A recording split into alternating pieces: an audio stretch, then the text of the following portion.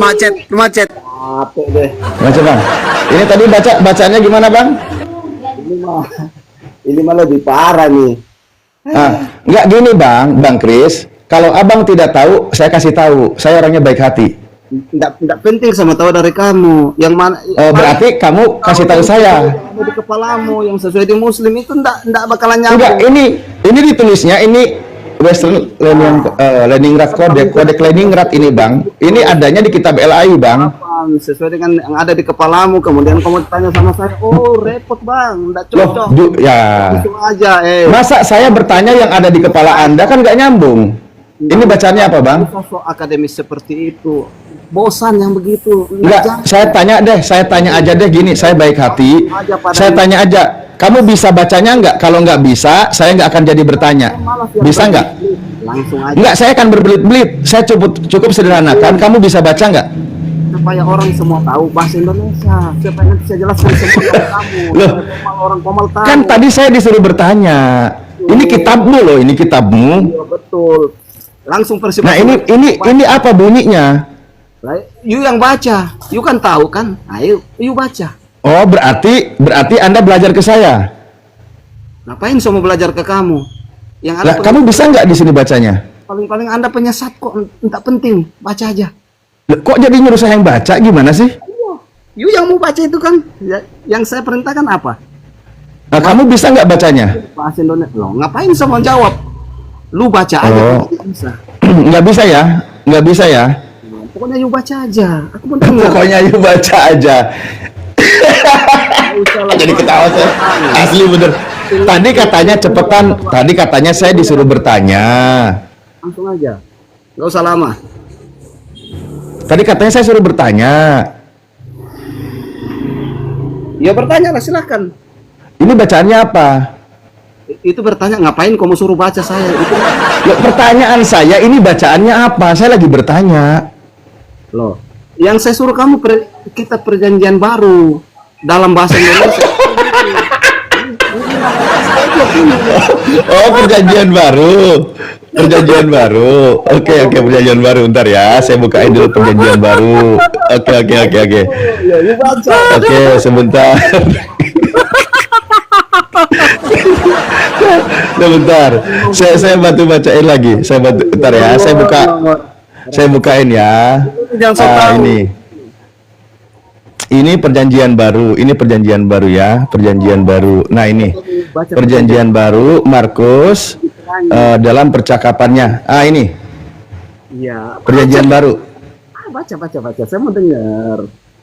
Nah, saya tanya ini bacanya apa? Perjanjian baru. Tadi kan perjanjian lama nggak bisa. Ini perjanjian baru. Kamu suruh saya baca. Ngapain kamu suruh saya baca? Saya kan suruh kamu yang baca. Enggak, ini saya suruh tanya perjanjian baru. Ini apa bacaannya di dalam Markus? Ini saya kasih tahu deh. Ini Markus 12 nomor 29. Ini Markus 12 nomor 29. Saya kasih tahu. Di sini bacaannya apa? Adonan halo.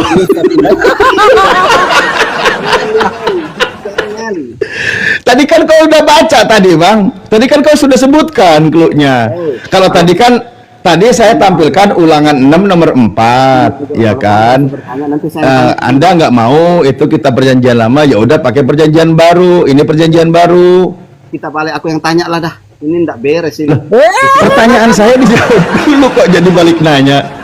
Tadi kan kau udah bilang, Bang. Tadi kau udah sebutkan di awal adonan halo itu loh ini. Supaya orang semua tahu dalam bahasa Indonesia ya. Memang kalau kau tahu kau baca lah. Coba Bang Kristen, aku dulu yang baca dong. Coba aku dulu yang baca ya. Baca Boleh. Lah. Asik dong kalau kau baca, ini mantap. Saya sih. Aku dulu yang baca ya. Oke. Izin Ustadz Alif. Habis itu dia ya. Kalau salah awas kau ya. Kalau adonan hello ya.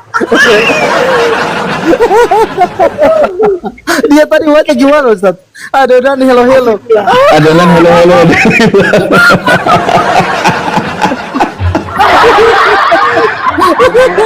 Ini kalian berdua ini kayak Yang gimana? tadi kau sebutkan itu, ini saya tampilkan datanya.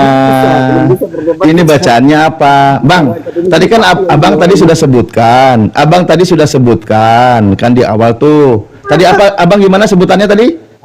Ini tulisannya. Lah ya aku bertanya lah, kalau kau nggak bisa bertanya. Ya, Abang tadi pakai bahasa Ibrani loh tadi.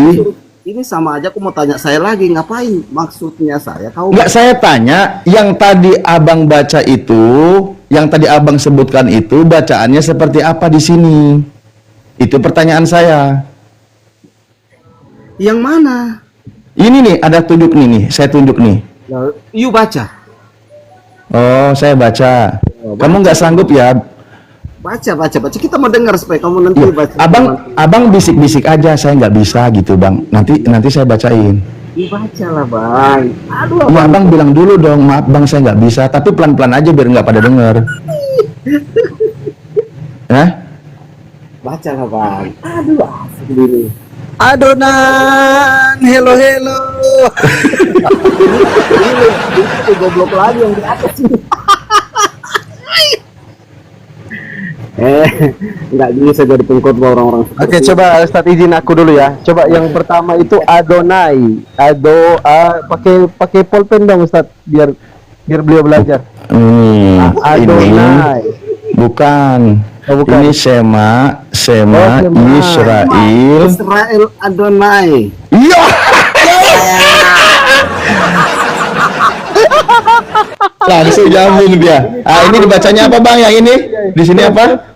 Loh, Ini apa? itu kok salah tunjuk goblok.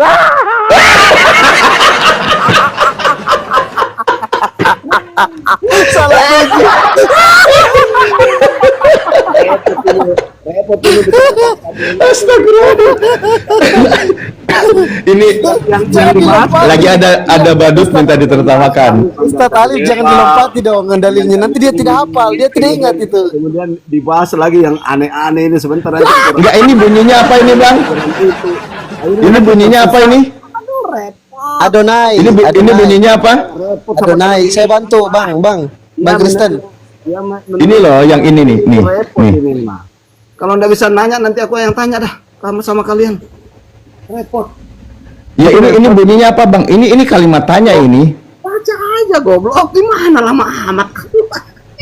Oh, kan saya nggak tahu, Bang. Saya nggak tahu. Loh, kau nggak tahu ya udah. Kalau kau nggak tahu nanti. Ya makanya saya nanya, saya nggak tahu. Kalau kau nggak tahu, lebih baik saya yang tanya kembali sama kamu ya boleh. Yang nggak tahu itu dikasih tahu, Miun. Kamu mau suruh saya baca itu namanya memburu lagi goblok. Saya nanya, ini bacaannya apa? Kok jadi tantrum? apa ya ini? Bang, kalau tidak tahu bilang, Bang. Kalau goblok, tolol bilang aja. Kenapa sih Iya loh, kok malah jadi nyerang? malah nyerang pribadi orang? Kau yang goblok, kau yang aduh, gimana? Aduh. Shema Israel Adonai Elohiha Elohenu Adonai Elohinu. Ini alif, lamet, khet, yod, nun sama sufit di sini kata akhir apa namanya bunyi tanda vokal gitu. Jadi Elohinu Adonai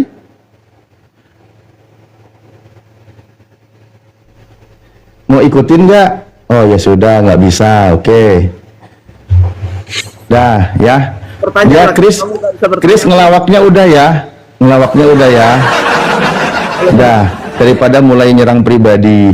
Daripada tadi kau bilang apa tiba-tiba bicara Adonai, hello, Adonai, hello, apa itu sih? Makanya saya aduh, Oke. ya Allah. Ada yang naik ini berapa orang? Abraham Kristen, Sachio Kristen. Bang Ja ini agamanya apa, Bang? Kristen atau Islam? Kristen, Bang. Ya, selamat malam, selamat bergabung. Oke, Bang Aping. Silakan Bang Ja kalau mau masuk. Bang Aping ini Kristen juga atau Islam beliau ini? Buka mute-nya, Bang. Panggilan kedua untuk Aping. Aping 17. Oke, turun. Halo. Yuk, Sachio. Saya ingin bahas tentang Amalek tadi. Silakan saudara, silakan. Bentar dulu bang, saya mau nanya Oh, iya, ini komalnya Kristen apa Islam ini bang? Komal Islam bang, komal diskusi lintas agama, perbandingan agama. Bisa bahasa Ibrani. Bisa dikit-dikit bang. Bisa belajar dong sama ini yang abangnya ini. Bisa. Nah, coba. Pak Guru ada yang mau belajar ini Pak Guru? Ya kalau baca dikit-dikit bisa. Masih terbata-bata. Tapi minimal selangkah lebih maju dari teman-teman Kristen yang tadi menyombongkan diri, sok-sokan bahasa Ibrani, kalimatnya salah-salah, lalu minta ditanya. Giliran ditanya ini hurufnya apa, malah nggak tahu, ngatain yang bertanya goblok. Itu menunjukkan kualitasnya. Kalau saya merasa sudah bisa, saya tidak. Untuk kitab orang loh ya. Tapi untuk keislaman, untuk teman-teman Kristen, mohon maaf, insya Allah kami lebih paham. Tapi untuk teman-teman Kristen dalam bahasa originalnya, saya juga belajar. Tapi minimal, saya ikut turut pelajari bahasa originalnya gitu bang.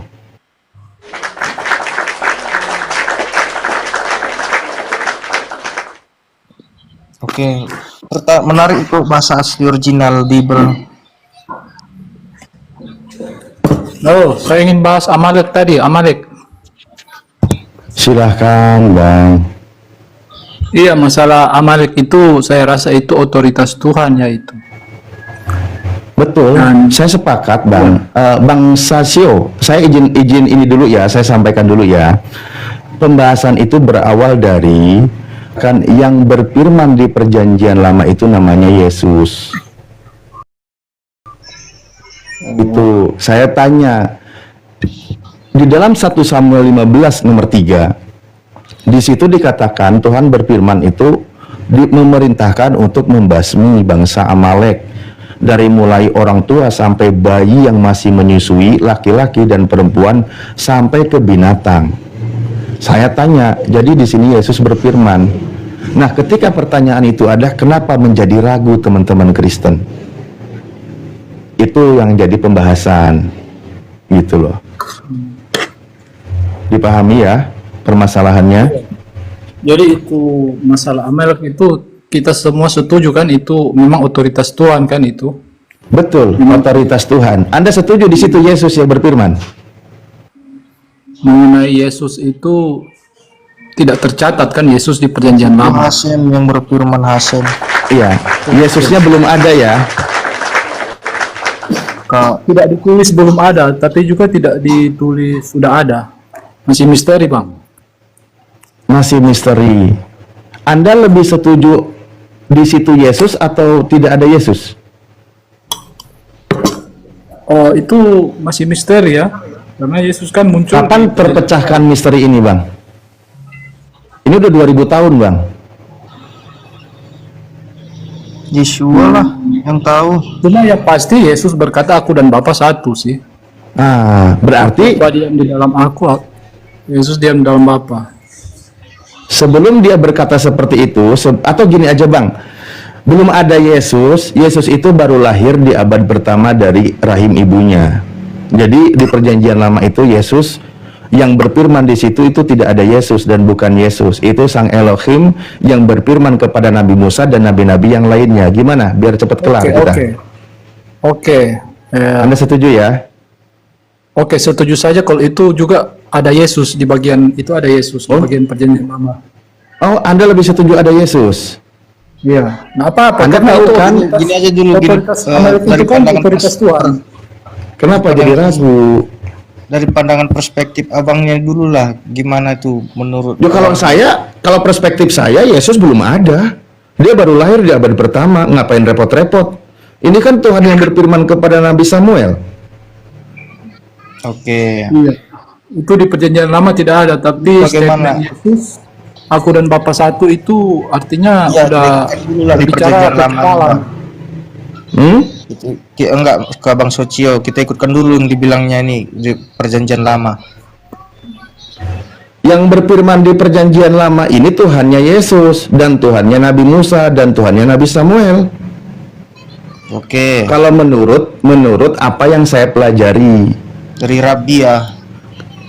menurut apa yang saya pelajari, Kalau menurut Rabi, karena Yesus itu dia berkata sebagai nabi. Oh, kalau nabi kayaknya enggak sih bang. Oh, Kalau nabi kayaknya juga sih. Bukan cuma nabi, dia Mesias juga dia. ini Saya persoalan tahu dia bukan cuma nabi, Mesias, ya Bang. nabi Persoalan iya, kita nggak terlalu, Bang. Mesias iya, hamba iya, Enggak itu anak manusia iya, nggak ada masalah. ini Karena dia lahir tidak abang ini apa, itu dari para rabi yang Coba lain. kalian paduan suaranya sama, kompak dulu deh biar enak didengarnya. Satu-satu aja dulu lah. Lahir Abang Socio dulu. agak ajaib kan, beda dengan nabi-nabi. Dia lahir dari Roh Kudus.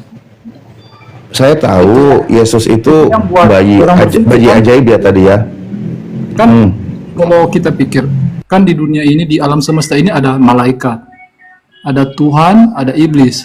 Nah, ini Yesus masuk kategori apa kalau dia cara lahir seperti itu? Apa masih kategori malaikat? Nggak mungkin. Manusia. Kalau manusia, kenapa lahirnya seperti itu? Kan bingung juga itu.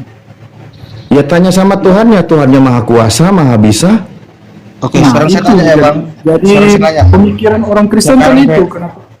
Iya, Kalau dia jadi gini Bang ya. Gini. Contoh, Tuhan menciptakan seorang anak bayi mungil yang maksimal paling berat 4 kilo, 5 kilo. Itu sangat mudah. Jangankan bayi di dalam kandungan, alam semesta jagat raya begitu, planet, galaksi, bima sakti semua yang ada miliaran, bagi Tuhan itu bisa. Apalagi seorang bayi yang cuman beratnya paling 4 kilo. Iya bang. Bagi Tuhan itu bisa. Makanya di dalam Lukas 1 dikatakan tidak ada yang mustahil bagi Tuhan. Itu tidak ada yang Tapi- mustahil ketika Tuhan berkehendak. Nih, sebentar saya izin nanya dulu ya bang. Kepadaku telah diberi segala kuasa di bumi dan di surga. Itu berbicara segala kuasa itu. Perpindahan itu. Itu setelah Yesus bangkit itu ya. Kalimat itu di Matius 28 bunyinya. Kisahnya setelah Yesus bangkit dari kubur. Ini saya di sini mohon maaf. Kisah kebangkitan dari kubur saya tidak imani sebagai Nabi Bani Israel. Tapi ini sebuah kisah yang diada-adakan. Kalau sudah tidak diimani, artinya Iya. juga Karena ini narasinya mulai aneh. murid-murid Ya, Yesus tapi itu kan mereka bukan. Bang. mereka itu. Iya, saya paham. Maksud saya di sini saya ambil posisi dulu. Saya di sini ambil posisi dulu. Orang yang bangkit dari kubur, narasinya mulai aneh. Contoh yang di Matius 28 nomor 18-19 yang tadi abang sebutkan, kepadaku telah diberikan kuasa di langit maupun di bumi. Tadi yang ketika Yesus waktu di padang gurun dicobai, yang akan memberikan itu adalah iblis. Di situ dia berkata, nanti dia akan kembali di waktu yang tepat. Di Lukas 4 nomor 10-11. Tapi nggak apa-apa. Kita kembali coba berdasarkan iman Anda ya. Setelah ternyata Yesus berkata seperti itu setelah dia bangkit. Itu dulu bang. Di iman kami berarti ya. Ya, silakan di iman Anda. Pertanyaan saya, di situ Yesus berkata, segala kuasa telah diberikan kepadaku baik di langit maupun di bumi, kan gitu. Oke? Enggak. Dengan kalimat itu saya ingin tahu apa maksudnya di situ. Dari teman Kristen dijawab dulu. Biar saya tidak salah paham. Kalau berbicara segala kuasa itu berarti dia sudah mempunyai semuanya itu. Oke. Artinya dia seperti Tuhan kan itu. Oke, baik. Nah, kalau begitu, Bang. Oke, baik. Kalau begitu, yang tadi di perjanjian lama dia belum ada karena dia belum mendapatkan kekuasaan.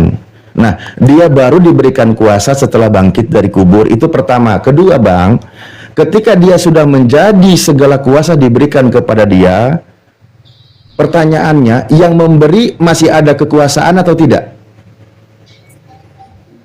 Maksudnya Yesus belum ada di perjanjian lama. Enggak, ini yang sekarang. Segala kuasa telah diberikan kepadaku baik di langit maupun di bumi. Nah, yang memberikan di situ Bapa kan? Yesus berkata, aku dan Bapa satu. Ya ngapain lagi diberi kuasa, Bang? Ngapain ngomongin diberi kuasa kalau satu? Itu kan abang sendiri yang bawa dalil itu. Perkataan itu untuk menekankan bahwa siapa dia sebenarnya sih. Ya kan udah bilang aku dan Bapak adalah satu. Iya, makanya ditekankan lagi kan perkataan itu, segala kuasa di bumi dan di surga telah diberikan kepadaku. Nah, Artinya dia kembali ke ilahiannya itu. jadi sebelumnya satu, tapi dia belum berkuasa. Karena dia masih menjalani Mesias itu. Iya. Jadi ketika bersama dengan Bapa, aku dan Bapa adalah satu, Yesus tidak maha kuasa, Bapa juga tidak maha kuasa. Yesus tidak maha kuasa. Lah iya, kan Yesus berkata, aku tidak dapat berbuat apa-apa dari diriku sendiri. Itu untuk menekankan murid-muridnya kan, karena mereka masih ragu ini. Ya, jadi aduh ya Allah, Gusti benar-benar. Bang, kembali ke yang tadi, segala kuasa telah diberikan kepadaku. Yang memberi kuasa ini kan Bapak tuh. Nah, pertanyaan saya, setelah diberikan kepada Yesus, apakah sang Bapak masih berkuasa? Ya, masih itu dia. berkuasa. Berarti belum segalanya diberikan kepada Yesus. Waktu dia Mesias itu artinya Jangan mundur lagi. Ini sudah di akhir pasal. Matius 28 sudah pasal terakhir, jangan mundur lagi ketika Yesus masih hidup. Ketika dia berkata, segala kuasa telah diberikan kepadaku, apakah sang Bapa masih punya kuasa? Sang Bapa masih punya kuasa.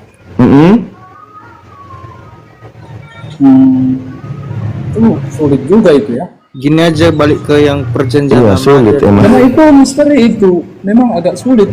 Cuma Yang jawaban tadi Yesus yang pasti aku dan Bapa satu. Ya kan sulit. Memang Kan Anda sendiri tadi yang bilang. tunggal itu tidak bisa di kotak-kotakan seperti itu karena memang Nah, Anda sendiri yang bilang tadi itu. ini Tuhan kan. Iya, tapi otoritas itu Kok Tuhan diberi Yesus. kuasa? Untuk menekankan bahwa siapa itu Yesus kan, murid-muridnya kan supaya lebih. Nah, setelah diberi kuasa segalanya, Bapak masih berkuasa atau tidak? Nah, itu seperti jawabanku yang tadi itu. Iya, kan tadi contoh segalanya sudah diberikan, berarti kan kita sudah tidak punya apa-apa lagi toh. Kalau kita Katakanlah Bapak sudah pensiun karena tidak memiliki otoritas lagi.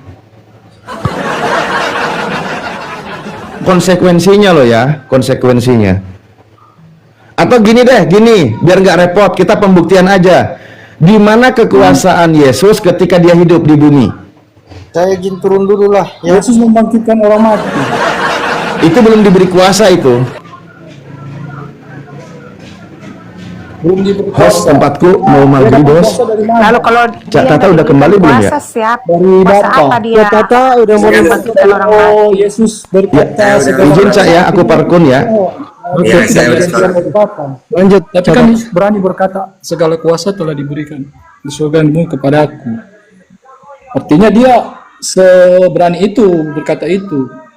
Artinya juga itu Bapa mengizinkan dia berkata seperti itu. Untuk menekankan bahwa siapa dia kepada murid-muridnya, sehingga murid-muridnya gencar mengabarkan Injil atas nama dia, atas nama Yesus. Itu. Enggak gini aja. Apakah di dunia Yesus kuasa? Ya, dia berkuasa. Oke. Bang. Apa kuasanya? Dia Jelas membangkitkan dalam orang mati. mujizatnya Oke. banyak sekali. Ketika dia menghidupkan orang mati, kan dia diberi mujizat dia. Iblis itu tidak bisa membangkitkan, kamu pergi ke dukun manapun itu tidak bisa membangkitkan orang mati. Oke. Kamu tahu nggak ketika gini loh, saya tahu semua tentang Bible itu. Coba sebelum Belum tentu, Yesus Bang. menghidupkan Lazarus, sebelum Yesus menghidupkan Lazarus, apa kata dia? Bapak, karena banyak orang yang mengelilingi aku, supaya mereka percaya bahwa aku ini utusanmu. Nah, itu. Berarti kan minta dia ke bapaknya. Iya dia, Bapak memberikan itu. Nah, berarti Kenapa yang mana yang kamu tuhankan? Yesusnya atau Bapak? Segala Kuasa Yang telah saya diberikan. tanya di situ dia minta kepada Bapa. Yang Tuhan yang mana? Yesus atau Nabi, Bapa? dia tidak mungkin seberani itu berkata begitu. Iya, terus ada dua di situ, Yesus dan Bapa. Yesus minta ke Bapa mujizat. Yang kamu Tuhan kan siapa? Satu. Cuma hal itu penekanan kepada Enggak, yang kamu Tuhan kan siapa di antara keduanya? Yesus atau Bapa? Mereka itu satu. Oke, Yohanes 17 ayat 21, Yohanes 14 ayat 20. Aku Bapa mereka satu. Apakah mereka Tuhan juga? Apa? Maksudnya? Loh, kamu tahunya kan cuma aku dan Bapak satu. Tapi kamu tidak tahu aku Bapak mereka satu. Banyak datanya. Yohanes 17 ayat 21, Yohanes 14 20, 1 Yohanes 1 ayat 4 ayat 4, 1 Yohanes Baca bang, 4 baca ayat bang, jangan cuma 13. disebutkan kata mereka itu punya makna pasti. Nah, iya makanya sama dengan Yesus dengan Bapak punya makna, bukan berarti satu. Oke. Saya kira sudah jelas kenapa. Oke, Yesus sekarang berkata coba. Menurut itu, Yesus kalau memang satu, Bapaknya ada di mana? Aduh, ini Tuhan, ini bang, Tuhan ini bang, nggak bisa kita, Tuhan itu misteri bang. Oke, terus saya nanya. Dalam memahami konsep ketuhanan itu bang, kita tidak bisa bilang. Sekarang pakai Tuhan ajaran itu Yesus ya. Oke, Yesus memperkenalkan Tuhan itu siapa? Dirinya atau Bapa? Aduh, putar-putar lagi. Loh, saya ini tahu semua Bible itu. Kamu Belum tentu bang, belum tentu. kamu itu ngomong Bisa jadi- apapun, kamu ngomong apapun. Bisa kata jadi saudara abang katanya. cocok logi, cepot ayat dan tafsir Oke, Tuhan. oke, sekarang coba kamu jawab. Tuhan yang dikenalkan Yesus siapa? Allah pencipta langit dan bumi. Oke, yang Allah berarti. yang Oke, di Yesus dalam sendiri. perjanjian Yesus lama. sendiri ngaku sebagai apa? Hah? Bisa bang, Tuhan itu berkehendak. Sekali lagi saya bilang. Yesus menyatakan keberadaannya sebagai logos firman. Oke, silakan pakai data. Yesus mengatakan, "Aku ini firman jadi manusia." Di mana? Yohanes 1 ayat 1. Di mana Yesus mengatakan seperti itu? Yohanes 1 ayat 1. Coba siapa yang ngomong di situ? Coba baca. Siapa yang ngomong di situ? Yohanes 1 ayat 1. Siapa yang Yohanes ngomong? Siapa Yohanes yang sebagai Yohanes sebagai saksi mata. Siapa yang ngomong? Coba baca. Yohanes. Gini loh ya. Kalau saya nanya ke Yesus, jangan pakai yang Yohanes ngomong. Tidak apa-apa pakai Yohanes, asalkan ucapan Yesus. Loh, Contohnya, kan dalam Al-Quran juga Gantian, ketika ditanya gantian. ayat Gantian dulu, Maryam, gantian. ayat Al-Fatihah, pasti ditanya siapa yang tanya di situ, pasti penulisnya kan sahabat-sahabat gantian. Gantian. Saya nanya ke Yesus karena saya kenal Yesus. Sus, kamu itu firman jadi manusia? Enggak. Yang benar saya manusia menerima firman. Yohanes 12:50, Yohanes 17:8. Apa yang kusampaikan sebagaimana difirmankan oleh Allah kepadaku. Sus, bagaimana caranya kamu menerima firman? Oh, saya mendengar. Yohanes 15:15. Aku menyampaikan segala sesuatu yang kudengar dari Bapa. Yohanes 15:15, Yohanes 8:40, Yohanes 8:26, Yohanes 5:30. Mendengar firman. Jadi firman tidak pernah menjelma jadi dirinya. Nah, ayo. Bahkan saya teruskan, Sus, setelah kamu dengar firman itu, kamu apakan firman itu? Ya saya sampaikan kepada umatku seriwil. Yohanes 17:8, sebab segala firman yang kau sampaikan kepadaku telah aku sampaikan. Enak. Yesus kok pinter kamu kalau ditanya. Iya lah, wong saya nabi. Kalau oten kau muter-muter, Sus. Iya, mereka ikut Paulus katanya. Kata Yesus loh ya. Ayo, gimana? Wong kalian tak paham Bible mau dialog gimana coba? Ya pelangap-pelongo kalian. Pahami dulu Biblenya baru enak. Pakai data kita kalau dialog. Coba kamu ngomong apapun nanti saya tampol pakai Bible yuk.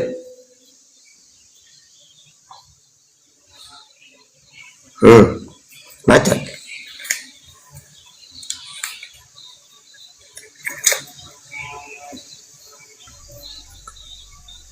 Halo.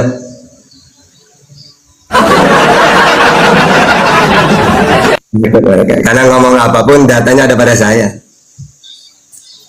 Coba kalian curhat aja, tak temukan datanya nanti. Kamu curhat apapun itu, tak kasih ayat pakai Bible aja.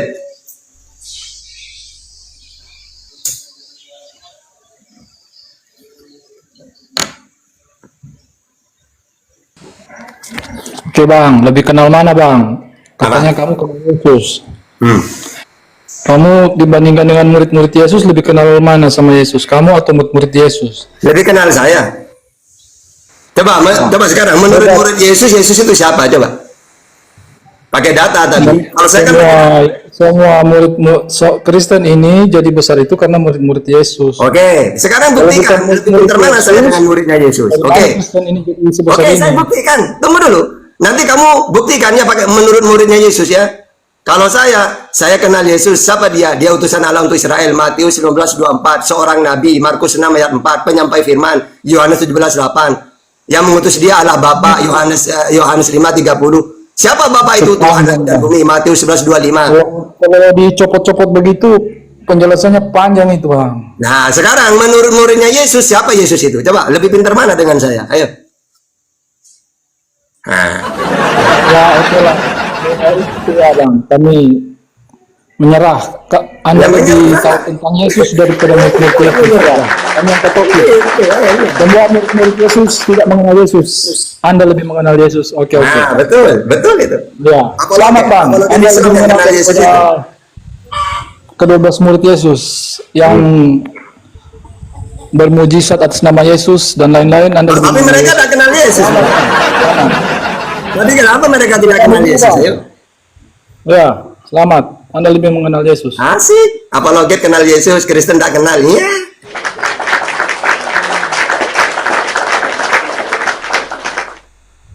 Nah, kamu satu. Tinggal dua.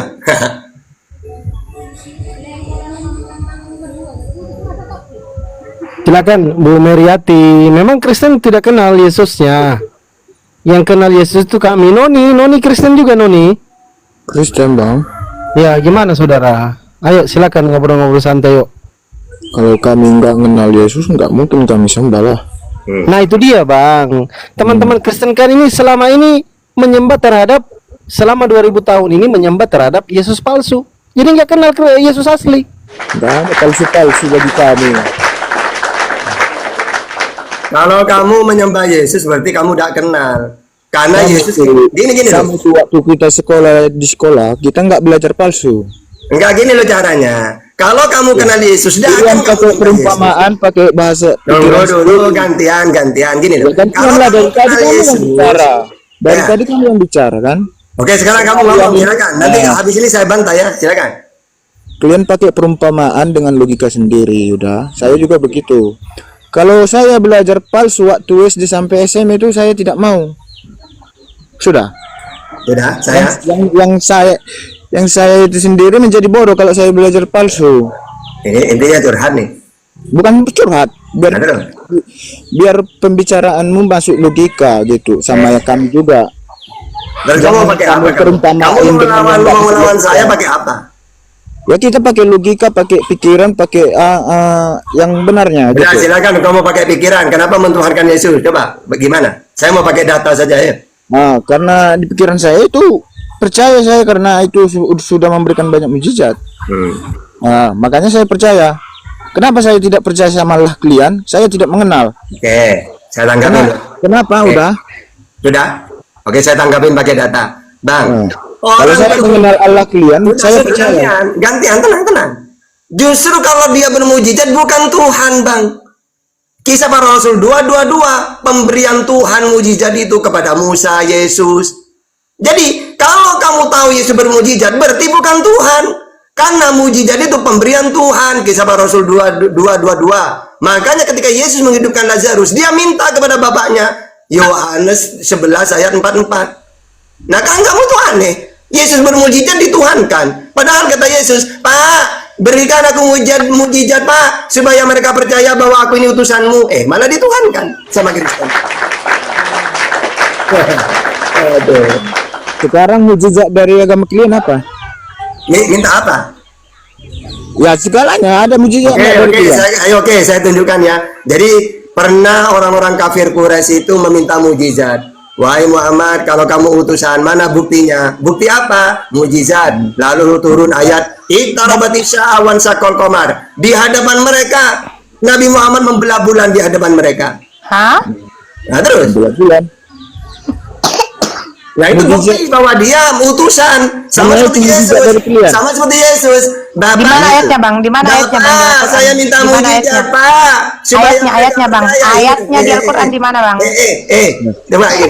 Apa kata Yesus? Ayatnya di mana membela bulan? Oke, Ayatnya di mana, Bang? Surat Al-Qamar, surat Al-Qamar. Asbabun nuzulnya surat Al-Qamar. Ayatnya di mana, Bang? Surat Al-Qamar. Kita kan nggak tahu Al-Qamar itu bagaimana. Tampilkan di layar, Bang. Loh, asbabun nuzulnya. Tampilkan di layar, Bang. Tampilkanlah. Oke, saya tampilkan ya. Ini kalian ini kayak penjajah, nggak mau belajar. Penjajah, kepala bapak kau penjajah, kau yang penjajah. Gimana caranya, Bang Fandi, kalau kita bertanya soal muslim dengan penjajah? Rojan Bera. Kalau Rojan. Singgung dikit, agamamu marah selain kau. mengklaim, Ada marah. kalian bilang Kalian ini kayak penjajah, gimana? model kalian. Kau yang penjajah. Udah cukup lah nenek moyang kalian yang penjajah, masuk ke Indonesia, menjajah Indonesia, kasih masuk agama. Nggak usah dengan kalian juga. Kucek ya kalian nanti ya. Kepala kau penjajah.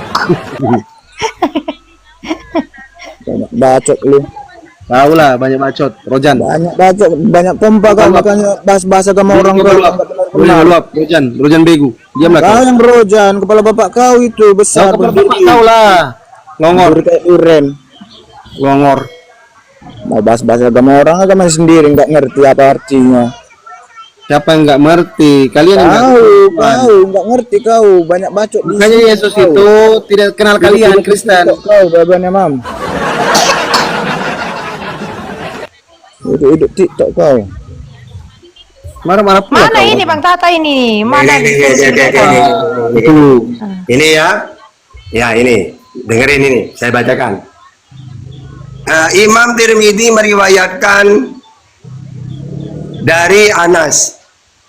Ia berkata, penduduk Mekah meminta kepada Rasulullah SAW agar Ini hadis ya, didatangkan hadis ya. Ini hadis ya. Enggak, ini asbabun nuzul surat Al-Qamar. Ya, agar didatangkan tanda bukti kenabian beliau. Lalu tidak lama kemudian, ya, Rasulullah membelah bulan. Ya, terlihat. Ini kan tafsirannya. Coba lihat bahasa aslinya, Bang. Loh, Ini kan sudah terjemahannya. asbabun nuzulnya ini asbabun nuzul. Tahu nggak asbabun nuzul? Halo, tulisan aslinya, Bang. Teks aslinya dalam Al-Quran. Diam dulu, ditanya tahu nggak asbabun nuzul? Aduh, kamu. Kan nggak tahu apa-apa baru longor kali. Gini loh. Saya itu asbabun nuzul. Gimana Kak Fandi, kalau kita mau Gini, belajar gini. harus jelas. Saya asbabun Oke, nuzul sekarang apa? kamu ketik gini aja, kamu ketik coba kamu ketik sendiri di Google gini. Bukanlah itu ayatnya itu. Kalau bagus Teksnya ada, sekali itu, teksnya Kak, teksnya. Coba kamu ketik coba. Asbabun nuzul surah Al-Qamar coba ketik ayo. Teks aslinya Kak. Lah kita asli gimana? Itu kan tadi terjemahannya, itu terjemahannya Ajaran Kak. Islam Itu pun ada Ya tafsirannya. nanti muncul nanti. Coba.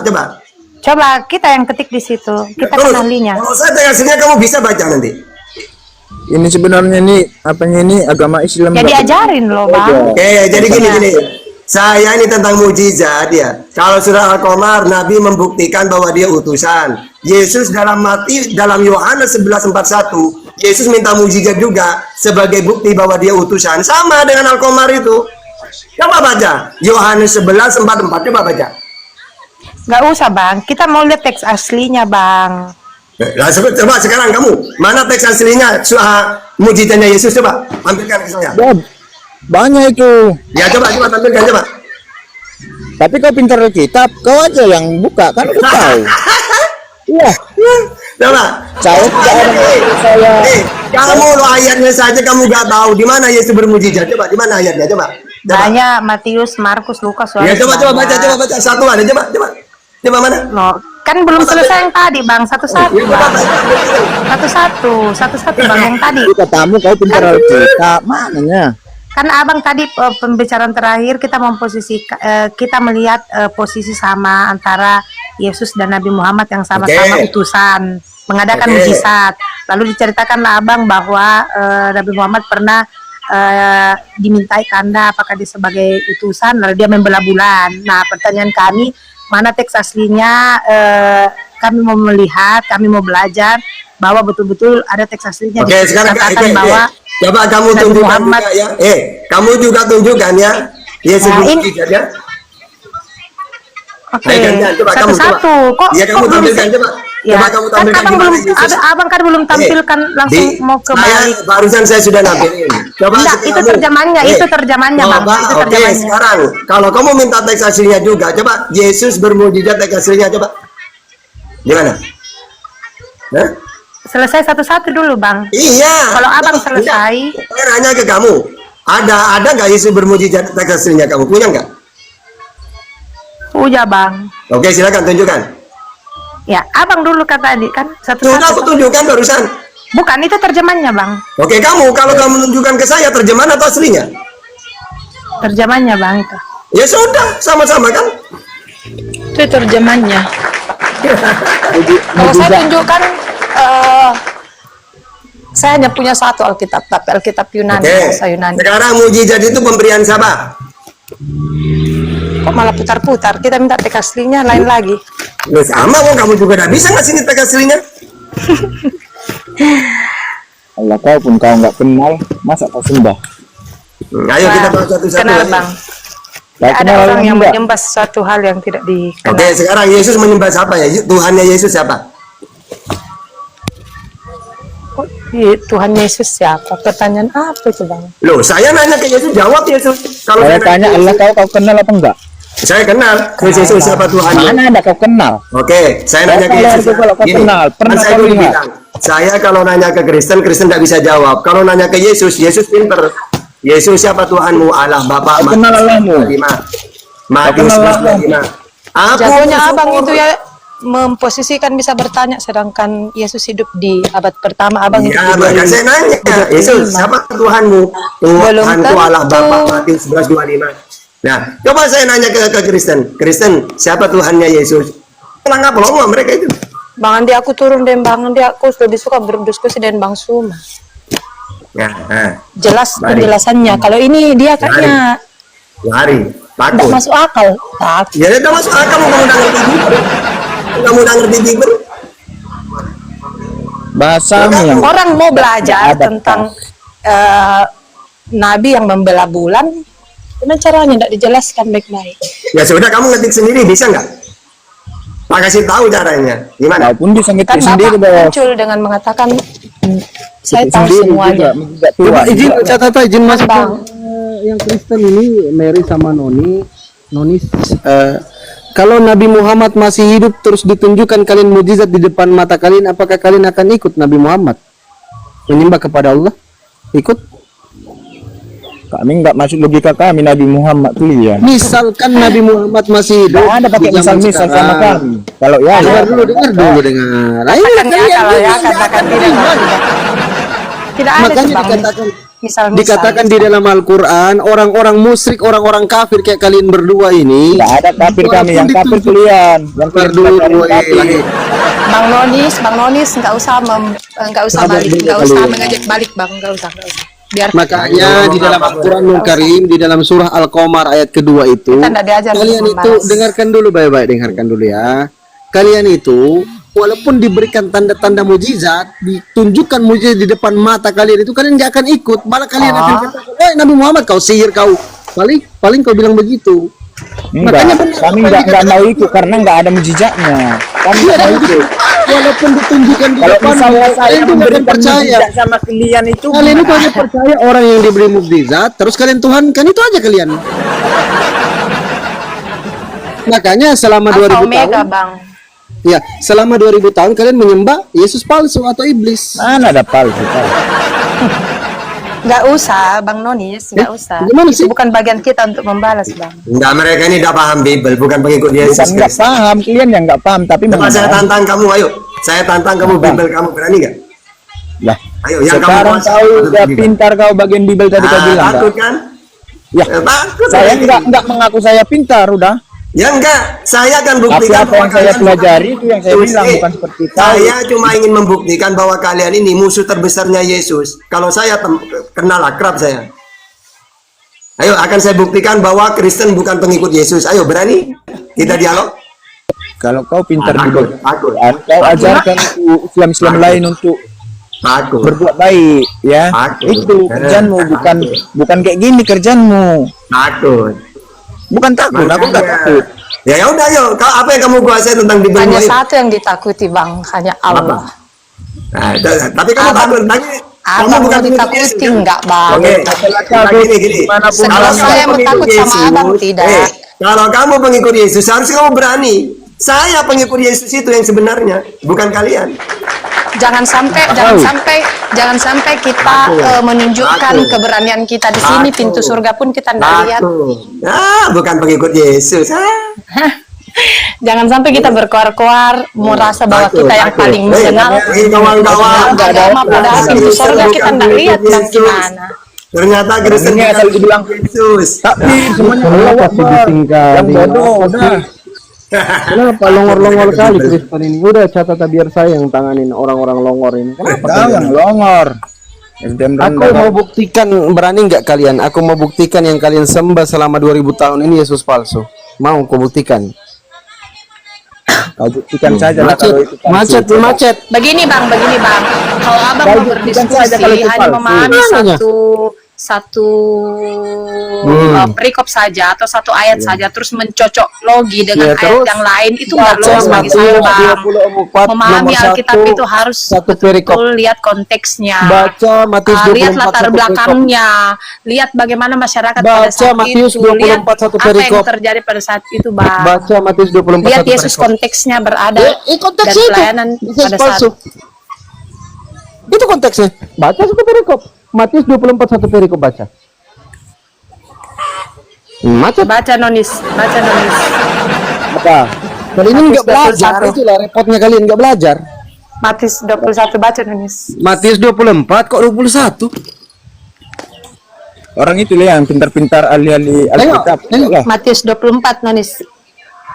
saya nggak Bang, buka. aku tanya bang ya, kalau misalnya masyarakat awam seperti kami dalam konteks teman-teman Muslim, terus ditantang juga untuk mengetahui semua tentang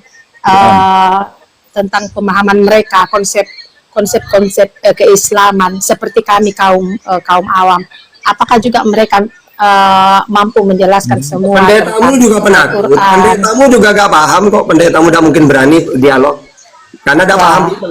Siapa yang bilang, Ya Bos? udah, silakan panggil ke sini. Orang itu nggak mau karena masa Bukan Bukan kerjaannya bang, bukan Iya. kerjaannya itu bang, Iya, bukan takut. kelasnya.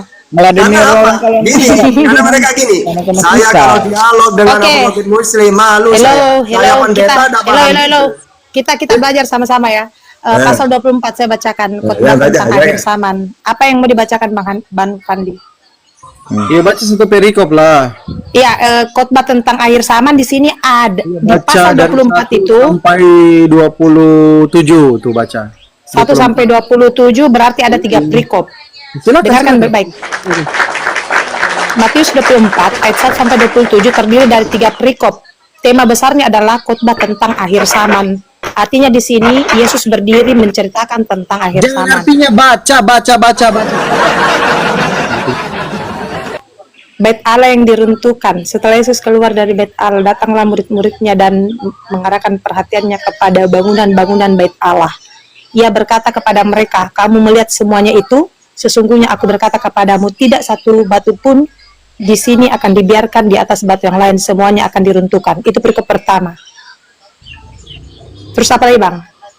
Baca semua sampai 27. Mau Oke. stetoskop apapun stetoskopnya baca aja nggak apa-apa. sambil belajar juga, Bang.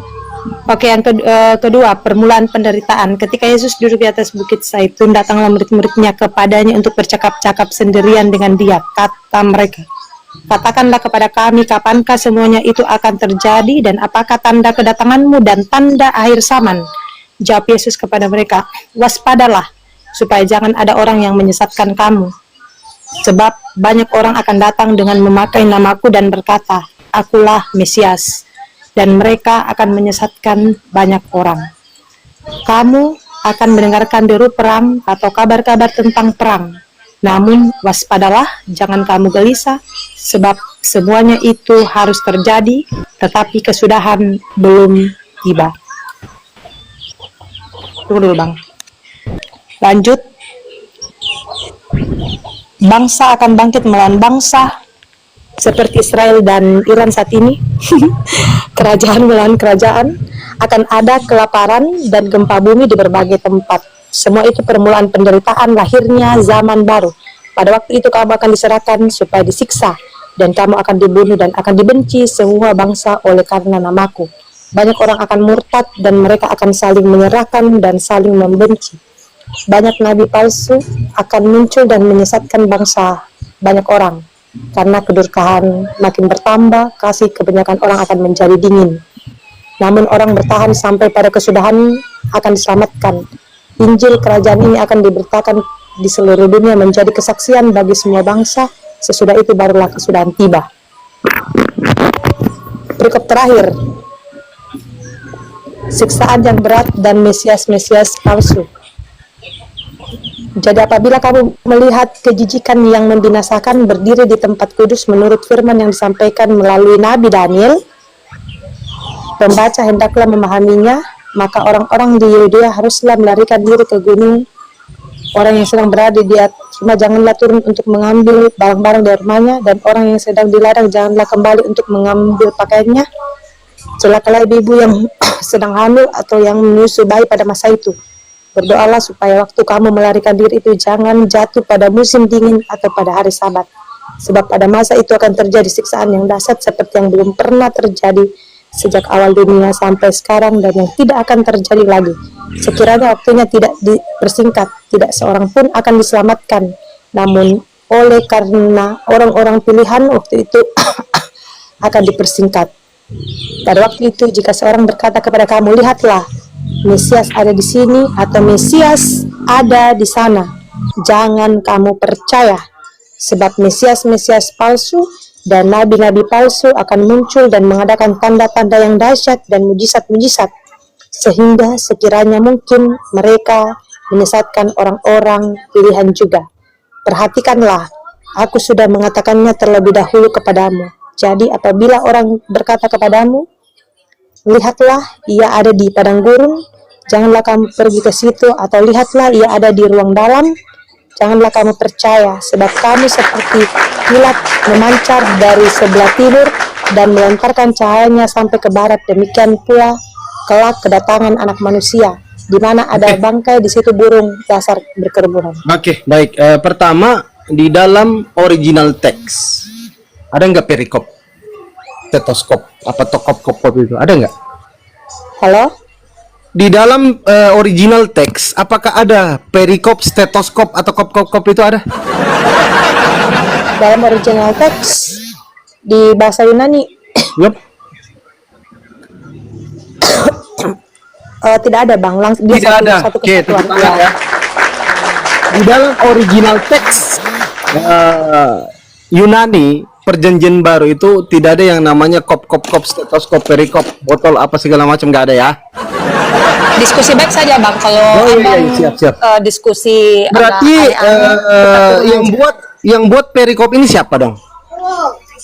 ya. Yang buat perikop ini siapa? Tunggu dulu bang, saya cari dulu original teksku. Masalahnya bang tuh 20 tahun saya nggak buka. Iya, botol, skop dan sebagainya silakan ditunjukin ada nggak itu dalam original teks. Kalau nggak ada, selesai kita pakai perikop. Nggak ada perikop dalam terjemahan. Maksudnya begini bang, tadi yang kau tanya Itu standarnya ya, apa? itu standarnya ya. begini bang, kita nggak usah mempersalahkan tentang original teks atau bagaimana. Apa yang Bang Fandi mau angkat di sini untuk menunjukkan bahwa Apa fungsinya perikop? Ini perikop dulu, teman-teman Kristen ini selalu bergantung pada perikop. Itu dari mana? Bang Fandi kita fokus pada pernyataan Bang Fandi tadi bahwa mau menyadarkan kami bahwa Tuhan Yesus yang kami sembah ini adalah Yesus salah. Seperti itu Kita kan perbaiki statementnya. dulu supaya kalian nggak longor-longor terus. Kau yang longor, udah dibacain sampai dari tadi kau. Nah, sekarang apa yang mau dikejar di sini dalam Matius 24 ayat 1 sampai Original 27? teksnya apakah ada perikop? Jawab ya atau tidak. Saya sudah jawab tadi, tidak ada bang. Tidak ada. Berarti di dalam terjemahan jangan kita sebut-sebut perikop lagi ya. Berhenti mulai malam ini ya. Nggak ada perikop-perikop. Itu kan dalam itu dalam memudahkan kami memahami tentang substansi dari pasal itu bang. dalam memudahkan kami memahami substansi dari Perikop perikop itu, oke, kita kan manusia nih, kita belajar, kita sekolah maksudnya begini Bang Sabar Fandi. dulu, sabar Misalnya dulu, juga gantian tunggu dong. dulu. Gantian Saya dong. selesaikan dulu Bang Fandi. Misalnya juga Gantian kalau dong. misalnya dengarlah Pandi orang Al-Quran, ngomong. Al-Quran Gantian misalnya dong. kan Aja. teks Nanya- aslinya nanya itu kan tahu. sama ya, Gantian dong. sama ya. Bang Pandi, dengar Gantian dulu. dong. Udah, Al-Quran, Al-Quran. teks aslinya kan sama. Mau dengar itu orang. Botol skop itu nggak ada. Kalau Gantian dong. Gantian Bang dong. Pandi, hello. gini, Pandi. satu-satu Kristen Gantian ini dong. 3 orang lawan saya sendiri, nggak apa-apa. Gantian dong Bang Pandi, gantian. Nanis, dong. saya aja. Bang Pandi kan misalnya dalam Al-Quran, seperti yang saya katakan tadi, perikop ini tidak ada dalam original teks, tapi dipakai untuk memudahkan kita dalam memahami substansi dari apa yang ingin dicapai, apa yang ingin Coba dimengertikan ke setiap bangsa. apa maksudnya di dalam Matius 24 nomor 4 dan 5? Apa tuh maksudnya? Enggak kau dengar tadi. Ayat 4 dan 5, oke. Di sana kan ada percakapan antara murid Tuhan Yesus, dan Yesus jawab Yesus kepada mereka, waspadalah supaya jangan ada orang yang menyesatkan kamu, sebab banyak orang akan datang dengan memakai namaku dan berkatalah aku Mesias, dan mereka akan menyesatkan banyak orang. Kamu akan mendengar deru perang dan seterusnya. Cuman itu yang saya tanya, Matius 24 nomor 4 dan 5 maksudnya? Udah dibacakan longor. Nabi-nabi Tunggu, Nas. Kau ngerti maksudnya? Maksudnya begini Bang, maksudnya begini. Di luar Yesus itu Yesus mengatakan kepada murid-muridnya dalam percakapannya bahwa hati-hati jangan sampai ada yang bermunculan lagi memakai bahwa akulah Mesias, akulah utusan Allah, sudah tidak ada lagi. Terakhir pada waktu itu Yesus menegaskan bahwa hanya dia utusan, hanya dia Mesias itu. Dan kalau misalnya dalam kehidupan ke depan akan muncul lagi orang-orang yang akan mengatakan saya Mesias, ikut aku dan lain sebagainya. Memang Waspadalah, tugas berat. hati-hatilah. Ngajarin Kristen itu tugas berat memang, kawan-kawan, sabar aja. Kau yang longor, bukan kami yang berat. Jangan marah-marah kau. Itu maksudnya Fandi, itu maksudnya Iya, Fandi. biar Nah, maksud Simpelnya banyak penjilat-penjilat yang akan datang. gantian dulu. Ini berbicara Ya, kau Nabi ngerti. palsu katanya yang akan datang setelah Yesus, padahal salah. Kita belajar Kristen kan? salah apa yang salah Bang? Sini ku ajarin, sini ku diam dulu, makanya sini ku ajarin. Yesus bilang, diam dulu saudara-saudara yang Jangan Kristen. dibolak-balik itu kata-kata Bang. Amati Gimana kata-katanya. ceritanya? Coba Coba apa yang dengarkan abang mau Nah, ajarin? bacalah. Dengarkan baik-baik. Yesus bilang banyak orang akan datang dengan memakai nama. Namaku. Nama siapa di situ? Namaku itu merujuk kepada Yesus. Ah, Nama teman. Yesus. Betul, pintar kali ini. Terus apanya yang Terus salah? berkata, akulah Mesias Mesias, ini artinya apa? Yesus. yang diurapi. Yang diurapi, betul. Ah. Mesias bahasa apa? Mesias itu bahasa Aramik. Ibrani. Gimana sih? Iya, Aramik, Ibrani. Ibrani. Kalau bahasa Yunaninya apa? Karios, Kristus. Kristos. Bahasa Yunani Kristos. Bahasa Indonesia. Karios, Kristus. Bahasa Indonesianya? Jesus Christ. Bahasa Indonesia lama aja. Itu aja kok Bang. Oke, Longor semua longor. nah, terus substansinya. Dengar dulu. Ini ku ajarin kalian biar paham. Mesias ini bahasa Ibrani. Artinya orang yang diurapi, seorang yang diurapi. Bahasa Yunaninya Kristos. Bahasa Karios. Indonesianya Kristus. Oke? Nah, Berarti substansi pertanyaannya apa? berarti yang datang menyesatkan murid-murid Yesus nanti dia pakai nama siapa? Nama Kristus. Nama Yesus, gelarnya? Ya. Terus baiklah. Gelarnya. Maksudnya begini Bang Pandi, tunggu dulu ya. Bang John sama Bang Alis. Bang Lois dan Bang John diam dulu. Saya hadapi dulu. Ini kayak anak kecil ku ajar kalian ini. Aduh. Kau yang melongor nggak ngerti, nanya pura-pura lupa. Bukan, Bang, dengar dulu, Bang. Supaya mereka Kita diskusi sehat ya, Bang. Dulu mau ngajarin. Kedudukan ayat ini di sini, dia mau mengatakan jangan percaya kalau ada Kristus-Kristus yang lain yang muncul lagi setelah aku. Itu substansinya, Bang. Nggak usah misalkan Kristus yang lain Inggrisnya, itu, Yunaninya, ininya, nggak usah, ya, Bang. Langsung Kristus saja yang lain berhentinya. itu namanya siapa? Kristus yang lain. banyak seperti penjilat, seperti iblis yang berubah menjadi Yesus. Yang tiba-tiba Namanya dapat apa? Allah. antikristus. Nah, mana tulisannya Allah di sini mana? Memang anjing si Joni datang kau itu Joni. Antikristus. Mana coba mana? Coba ngomong yang sesuai data dan kalian yang Kristen. Itu data. Kalau kau otakmu Datanya berpikir apa? itu bisa kau artikan dengan baik. Tunggu dulu, Bang Andi. Yesus Apa yang mau bilang, ditanyakan di situ? gini aja deh. Ustadz Arif kalau mau masuk ini TikTok saya nge-lag nih, Ustadz. Silakan kalau sudah selesai. Apa yang mau ditanyakan di situ? Apanya yang mau ditanyakan di situ? Cak Tata belum kembali ya?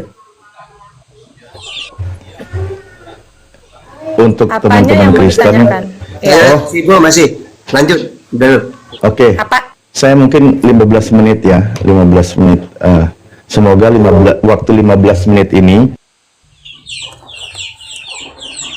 semoga dengan waktu 15 menit ini teman-teman bisa langsung paham. Tapi kita fokus begini, baik di Lukas 21 nomor 8 maupun di Matius 24 itu Yesus itu mewanti-wanti nanti akan ada orang yang menyesatkan.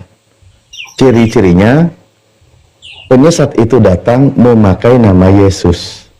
Nah, dia akan menyesatkan banyak orang. Itu kan kata Yesus. Ya, betul. Nah, sekarang pertanyaannya, ketika Yesus berpesan, kalau nanti akan ada penyesat memakai nama Yesus, kalau ada yang mengaku bertemu dengan Yesus, pesan Yesus jangan percaya. Ya. Itu pesan Yesus. Nah, terus Pertanyaannya, ada nggak yang mengaku bertemu dengan Yesus di angkatan Yesus? Ketika Yesus sudah terangkat ke langit. Ada nggak yang mengaku bertemu dengan Yesus? Ciri-cirinya orang itu berasal dari angkatan Yesus. Pesan Yesus kan jangan percaya. Ada nggak yang mengaku? belum ada. Belum ada. Ya, karena Nah. ini kan belum akhir zaman. Kalau Oke, udah akhir zaman sekarang- kita udah berantakan. Nah, sekarang kalau ada yang mengaku setelah Yesus terangkat ke langit, berarti kita jangan percaya kan gitu. Percayalah. Loh, Kalau udah akhir zaman, di dalam ayatnya dikatakan, kata Yesus, waspadalah supaya kamu jangan disesatkan. Sebab banyak orang akan datang memakai namaku dan berkata, akulah dia. Dan saatnya sudah dekat, kata Yesus. Saatnya sudah dekat. Pembicaraannya Pak Haji waktu mau akhir zaman. Udah. Akhir zaman, iya, akhir Itulah. zaman nanti kedatangan Yesus. Ini kata Yesus nih. Ah, Dia bilang waktunya, saatnya sangat dekat. iya. Saatnya sudah dekat. Berarti ciri-cirinya setelah Yesus terangkat ke langit, kan gitu. Pokoknya Bukan, patokannya, itu setelah akhir patokannya zaman. Bang. Patokannya setelah Yesus terangkat ke langit, kalau ada yang mengaku bertemu dengan Yesus dan mengaku sebagai Yesus, jangan percaya, kan gitu. Iya. Kalau di sini dikatakan jangan kamu mengikuti mereka. Oke? Betul. Nah, setelah Yesus terangkat ke langit, ada nggak yang mengaku bertemu dengan Yesus? Ada. Ada. Di situ Ada. Pesan Yesus suruh percaya atau jangan percaya? Di dalam situ setelah Yesus terangkat berapa hari kemudian dia kan entah sama si Maria entah sama siapa itu ketemu tuh. Dia turun gitu. Tapi melalui Nah, roh. gimana setelah Yesus terangkat ke langit? Setelah Yesus terangkat ke langit, Yesus menemui Maria. Bukan ke langit, ke surga. Artikan kalimatnya. Iya, ke langit itu. Nah, Iya. iya ke surga bukan ke langit. Langitnya lain, surga. Iya. Langit yang kita lihat sekarang nih. Uranos itu langit. Surga berarti Oke. kalian mengakui langit itu surga. Ya, kitab Anda kata Uranon itu Ya, terjemahkan bukan. langit, tapi nggak apa-apa. Kan saya bilang tadi Silakan, langit itu silakan. bukan surga. Itu Saya ikutin aja kalimatmu ke surga dalam versi Kristen. Silakan. Surga juga kamu beda. Iya, silakan. Itu bukan topik yang kita bahas. Silakan ke surga, nggak apa-apa. Terangkat ke surganya Kristen. Kan pembicaraan Pak, gitu dong. Ya, Anda sendiri. Silakan, Ya, bukan, saya silakan. bilang langit itu bukan surga. Kenapa Bapak paksa harus saya mengatakan itu surga langit? Aduh, nanti mundur lagi. Saya ikutin dulu. Iya, bukan. Udah ya. Ke surganya Kristen, silakan lanjut. Coba sampai lanjut. pura-pura tidak tahu kita Ustadz ya, gara-gara orang-orang Iya, nongol.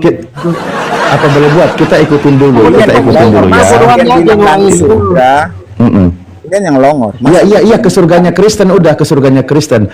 Nah, setelah Yesus terangkat ke surganya Kristen, Ya, ada nggak yang mengaku bertemu dengan Yesus? ada. Nah, pesan Yesus suruh percaya atau jangan percaya? Intinya ada, saya tidak tahu itu apa pesannya karena bisa kalau kita baca itu ada. Di situ. Pertanyaan saya, pesan Yesus kalau ada yang mengaku bertemu dengan Yesus, suruh percaya atau jangan percaya? Yang kita balik lagi ya ke proses. Enggak usah gitu apanya, enggak. Biar jelas ngomong kan, itu namanya kan Itu ngelawak, TikTok, ya. itu TikTok Bang. TikTok otomatis Ya, itu paham kan orang bisa lagi bingung mau ngarang dia bunyi. Nah, Merianti, pertanyaan saya, Merianti aja deh, sama Merianti aja deh, supaya lebih cerdas diskusinya. Silakan deh Merianti. ya coba dijawab. Pertanyaan saya, setelah Yesus terangkat ke langit, ada nggak yang mengaku bertemu dengan Yesus? Jawabannya ada. Pesan Yesus suruh percaya atau jangan percaya?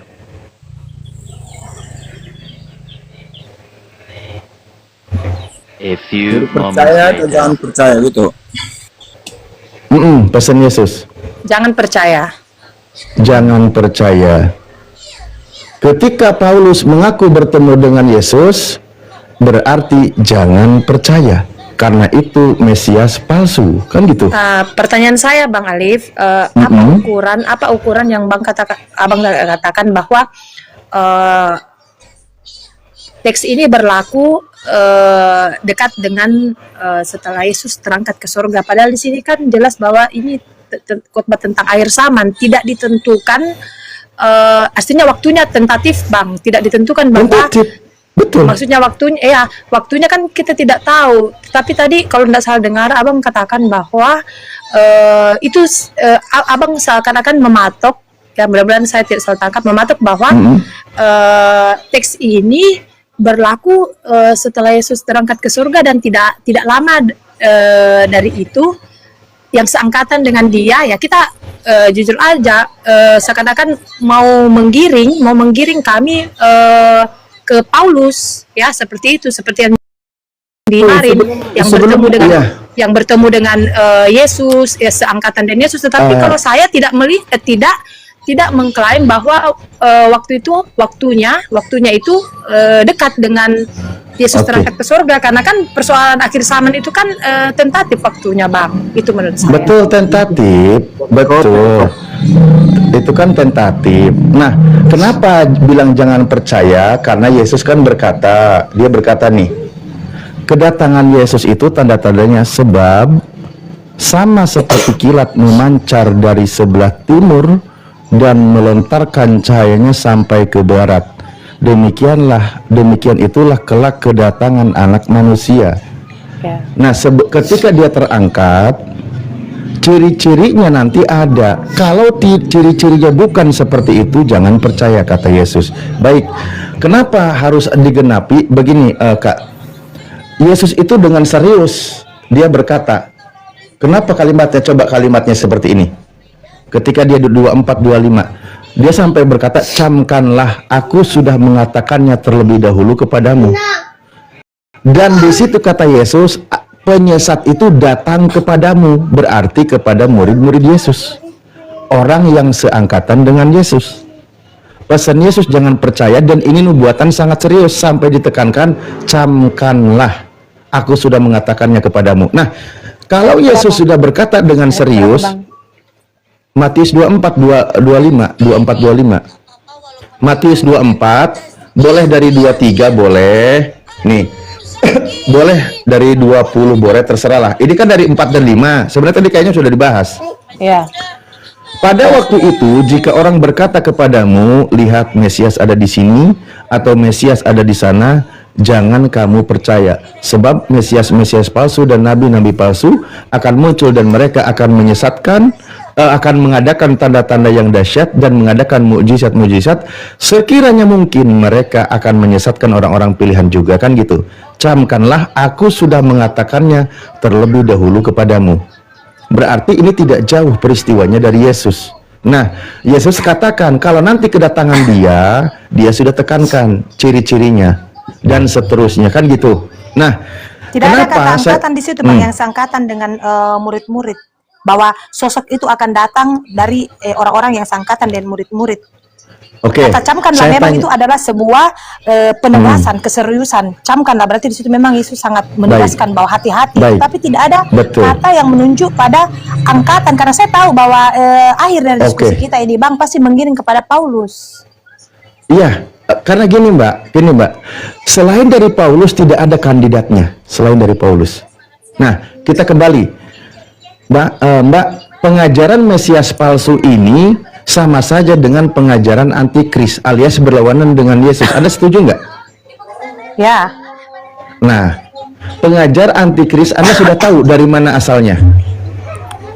Antikristus diceritakan, ditegaskan dalam Kisah Para Rasul. Bukan, di sini saya baca dulu ya. 1 Yohanes 2 nomor 18 ayat 1 ini. Yohanes. Perikopnya antikris. Anak-anakku, waktu ini adalah waktu yang terakhir. Sudah waktu terakhir loh. Dan seperti yang telah kamu dengar, seorang antikristus akan datang. Sekarang telah bangkit banyak antikristus. Itulah tandanya bahwa waktu ini benar-benar adalah waktu yang terakhir. Memang mereka berasal dari antara kita, tetapi mereka tidak sungguh-sungguh termasuk pada kita. Waktunya sudah terakhir, antikristus sudah bangkit, ciri-cirinya juga oleh Yesus sudah katakan. Nah, kita kembali lagi ketika Ciri-cirinya, Bang, Yesus coba. mengancam. Ciri-ciri yang lebih spesifiknya, Bang. Ya itu tadi, Mesias palsu, Nabi palsu, mengadakan tanda-tanda yang dahsyat, menyesatkan banyak orang. Ya, jujur Bang, ini kan kalau kita mau tafsir lepas dari kacamata Kristen juga itu kan punya menunjuk pada sosok yang lain, Bang, ya. Tapi saya tidak mau sampaikan itu. Cuman ini yang saya mau cari. Disebutkan aja, kandidatnya masuk nggak? Misal kepada Nabi Muhammad SAW, misal nih, kalau ada yang nuduh, ya, emangnya Nabi Muhammad orang dari internal Kristen? Nggak masuk. Pada saat itu juga Atau Yesus antikris, mengatakan, mungkin ada yang menuduh, maaf, misal dari Kristen tertua Katolik juga ada yang nuduh. Ya itu silakan. Berarti Kalau saya awal-awal kekristenan itu ajaran antikris. kalau saya lihat di sini, Bang, Mary, kalau Yesus kalau Yesus Ya. bilang gelarnya itu SAW Sallallahu Alaihi Wasallam, nah, itu boleh merujuk kepada baginda Rasulullah Nabi Muhammad.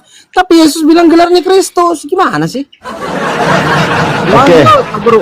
Kita kembali lagi aja ya, kembali. Maaf Kak Mary, sejauh ini yang dengan bangga mengaku bertemu dengan Yesus setelah Yesus terangkat ke langit hanya Paulus.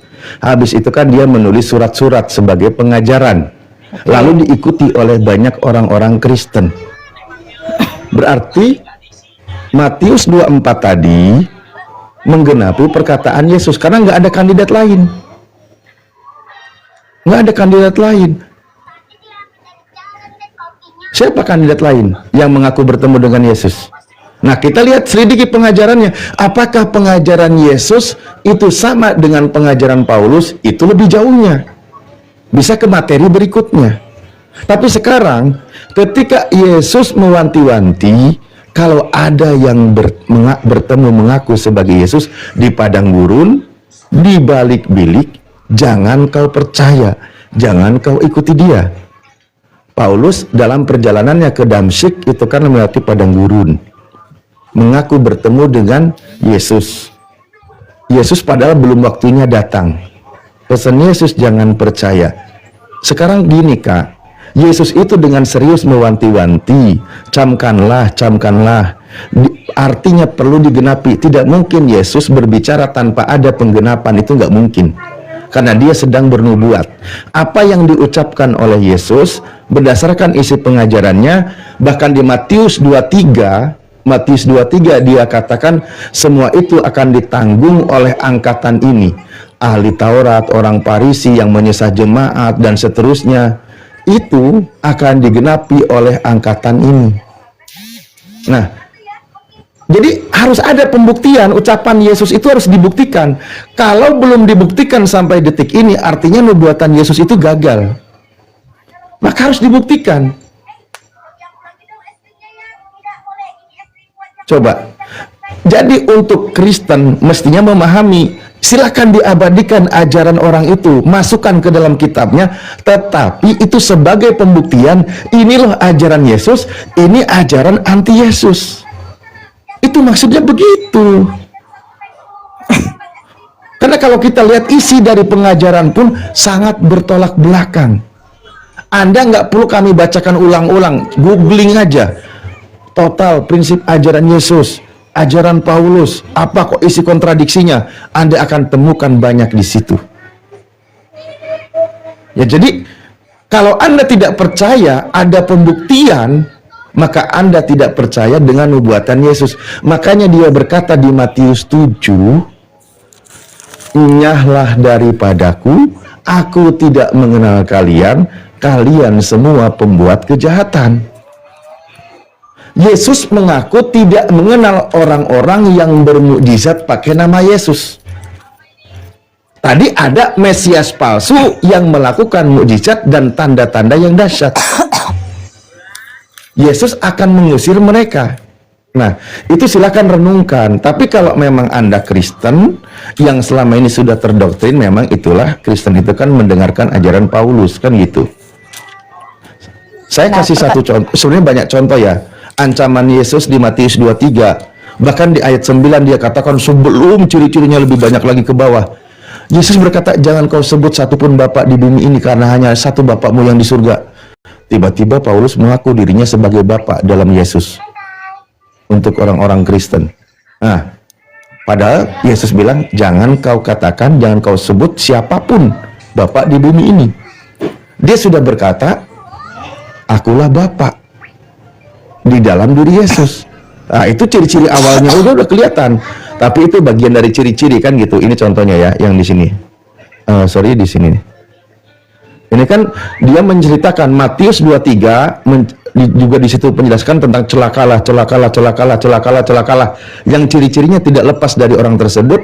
Bahkan di sini dikatakan, dan janganlah kamu menyebut siapapun Bapa di bumi ini, karena hanya satu Bapakmu, yaitu Dia yang di surga. Nah, Yesus berkata seperti ini, malah di sini ada yang mengaku sebagai Bapa. Nih, kata Paulus, sebab sekalipun kamu mempunyai beribu-ribu pendidik dalam Kristus, kamu tidak mempunyai banyak Bapa, sebab akulah yang dalam Kristus Yesus telah menjadi Bapakmu. Ini aja dia udah ngaku Bapak nih. Lalu Bapakmu di sini bagaimana mungkin apa? posisinya sebagai guru, Bang, bukan sebagai Ya guru aja, makanya jangan pakai Bapak. Kan Yesus pesan. Makanya Yesus pesan jangan sebut Bapak. Ini terang-terangan menyebut Bapak gitu. Ada pengaruh apa dalam diri Paulus ini? teks aslinya memang berkata Bapak. Teks aslinya, Bang. Itu silakan nanti PR Anda.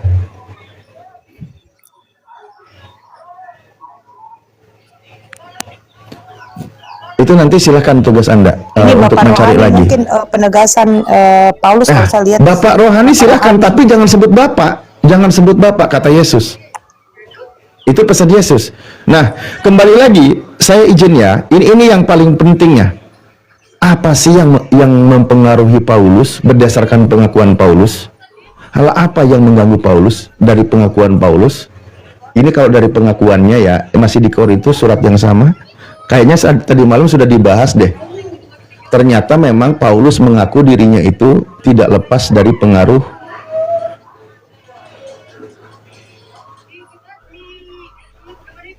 dan supaya aku jangan meninggikan diri karena apa ini? Nggak jelas bacanya. Pernyataan yang luar biasa itu, maka aku diberi suatu duri di dalam dagingku, yaitu seorang utusan iblis yang mengecoh aku supaya aku jangan meninggikan diri. Ternyata memang dalam diri Paulus itu ada, dia mengistilahkan duri dalam daging, maksudnya ada utusan iblis di dalam diri Paulus yang mengganggu Paulus. Salah. Ada iblis mempengaruhi Paulus. Bro, Anda tuh jangan memelintir Alkitab. Dia itu punya, Apa yang saya makanya pelintir? ada duri dalam dagingku, ada satu penyakit di dalam diri Paulus yang Saya coba bacain ya, sama Duri dalam waktu daging, tadi, suka duri dalam memelintir daging Alkitab. itu apa dalam beberapa penjelasan? Duri dalam daging itu satu penyakit. Ada yang diderita Paulus. Tuhan gak sembuhkan dia karena lewat penyakit itu Paulus tidak bisa Bang, saya ambil penjelasannya ya, izin ya, saya bukan ngarang saya sendiri. Kau nggak usah ajar kami Kristen tentang Alkitab, kami tahu. Saya bukan ngajarin Bang. Saya bukan sedang mengajarin, saya sedang menyadarkan. Duri Paulus Kau pelajari dihubungkan dengan kegiatan roh jahat Jahat. atau berasal dari roh jahat. Ini penjelasannya. Yang diizinkan oleh Iya, diizinkan oleh Tuhan. diizinkan oleh Allah. Ya, Nah, apa ya? sekarang Pada umumnya kan manusia begitu kan, Bang, maksudnya Paulus di sini dia katakan tentang hal itu aku sudah 3 kali berseru kepada Tuhan supaya utusan iblis itu mundur. daripada Iblis mundur dari Paulus tapi tidak dikabulkan oleh Tuhan. Nah, kalau sudah diizinkan Tuhan, berarti ini siapa? Sehingga iblis diizinkan bersemayam di dalam seorang pengajar ini. Oke? Kita bisa lihat di dalam kitab Anda. Ini yang menjelaskan ya. 1 Raja-Raja 22 nomor 23. Saya baca dulu nih. Saya baca dulu ya. Kemudian tampillah suatu roh, ini iblis, lalu berdiri di hadapan Tuhan. Ia berkata, aku ini akan membujuknya. Tuhan bertanya kepadanya, dengan apa? Jawab iblis, aku akan keluar dan menjadi roh dusta dalam mulut semua nabinya. Ia berfirman, Tuhan berarti ya, biarlah engkau membujuknya dan engkau akan berhasil pula. Keluarlah dan perbuatlah demikian. Di sini karena itu Tuhan, sesungguhnya Tuhan telah menaruh roh dusta ke dalam mulut semua nabimu ini, sebab Tuhan telah menetapkan untuk menimpakan malapetaka kepadanya. Ternyata memang sudah seizin Tuhan, Tuhan sendiri yang menaruhnya. Makanya ketika Paulus berdoa 3 kali minta dikeluarkan, tidak dikeluarkan oleh Tuhan. Begini, Artinya ini pengajar, maaf ya, pengajar palsu. Mohon maaf, ini tentang pengajar palsu yang menyesatkan banyak orang. Tuhan izinkan, bahkan Tuhan sendiri yang menaruh iblis itu ke dalam pengajar tersebut. Enggak, bukan begitu. Anda itu pintar memelintir Alkitab. Ya. Begini Pak, kalau Saya hargai Pak Hendra sebagai pengikut Paulus. Saya sedang membahas data, Bang.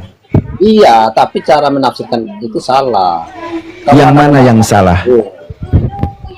Seperti duri dalam daging itu ya, bukan iblis itu ditempatkan di dalam Paulus, bukan maksudnya begitu. Ya, ada penyakit ya yang diderita Paulus, yang memang Penyakit Tuhan ada yang mengatakan dia kena epilepsi, ada. Iya, aku nggak tahu masalah itu. Sebentar dulu ya.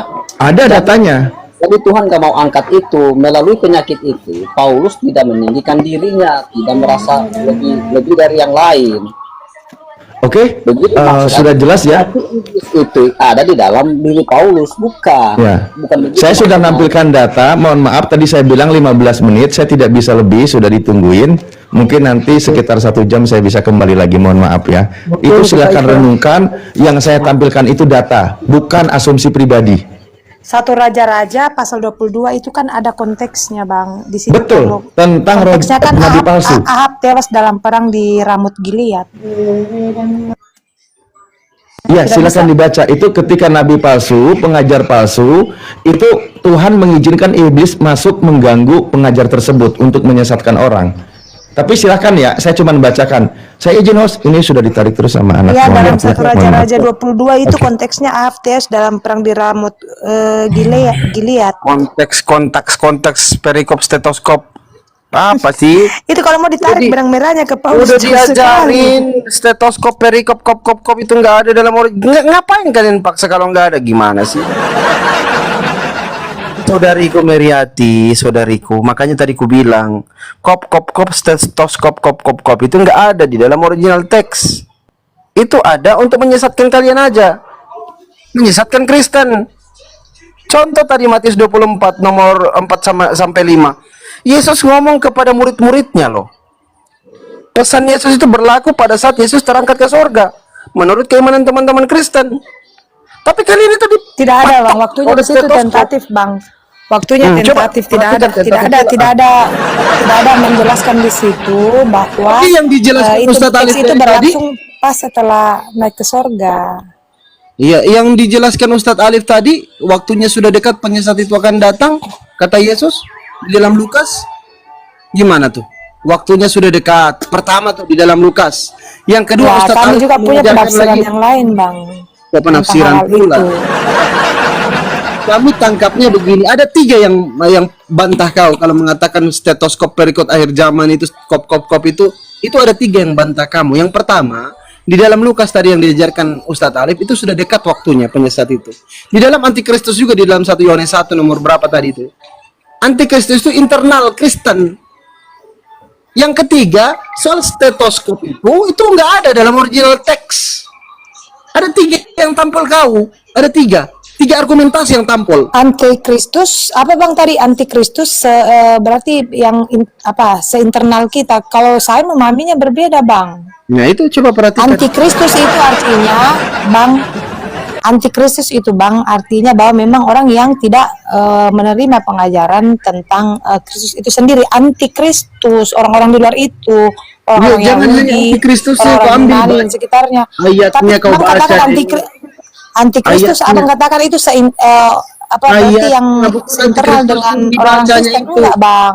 Enggak usah pakai ayat balik. Antikristus aja disimpan di situ. Gimana sih? Nggak usah. Kalian ini pakai stetoskop aja semua. Enggak usah pakai ayat. Kalian diskusi. Kalian imani stetoskop semuanya. Tidak, saya cuma menegaskan Tidak, apa yang tidak. abang tadi tegaskan tadi tentang antikristus. Antikristus itu ada di kalangan Kristen, internal Kristen. Ayatnya ada. Masa sudah dibacakan tadi bebalnya minta ampun. La ilaha illallah.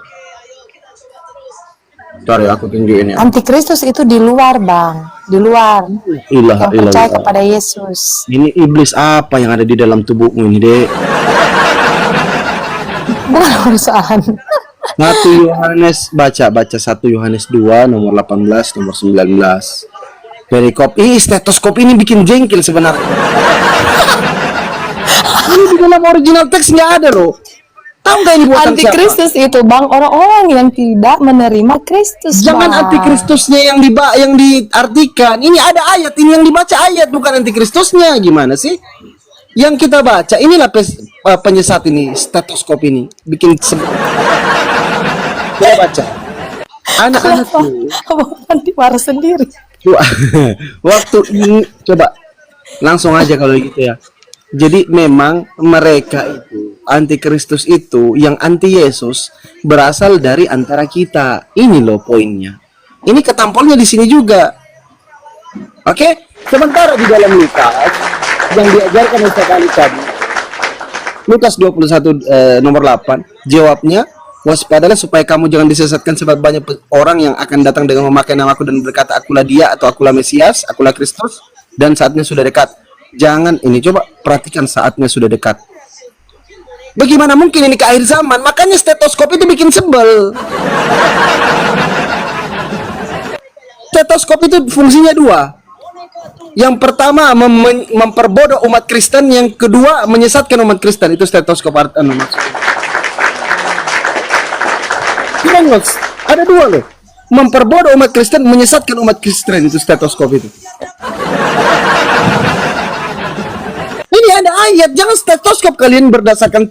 Kalau misalkan mau mengimani, kalian hapus saja semua ayat ini, kalian pakai stetoskop aja semua. Kalian mengimani. Makanya jangan berdasarkan itu.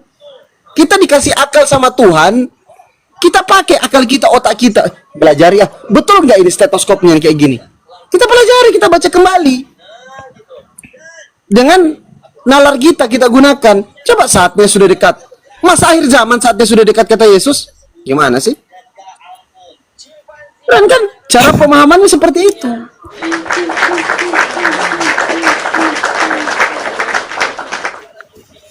Gimana? Udah 3 yang tampol loh. Di dalam original teks ini nggak ada stetoskop. Original teks lo yang ngomong nggak ada. 3 kali tertampol, ada yang Meriati.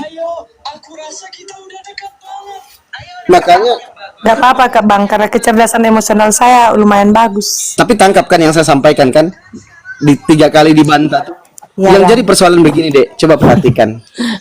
Ini kan Yesus ini waktu ngobrol sama murid-muridnya, ada murid-muridnya bertanya, katakanlah kepada kami bila manakah itu akan terjadi, apakah tanda kedatanganmu dan tanda kesudahan dunia. Muridnya bertanya, jadi Yesus menjawab kepada muridnya. Apa pesan Yesus kepada muridnya? Waspadalah supaya jangan ada orang yang menyesatkan kamu. Dan ditekankan lagi oleh Yesus di nomor 23-nya. Pada waktu itu jika ada orang berkata kepada kamu, lihat, Yesus palsu ada di sini. Atau Yesus palsu ada di sana. Jangan kau percaya. Yesus yang ngomong ya, ini Yesus asli. Yang ngomong Yesus asli nih. Oke Bang,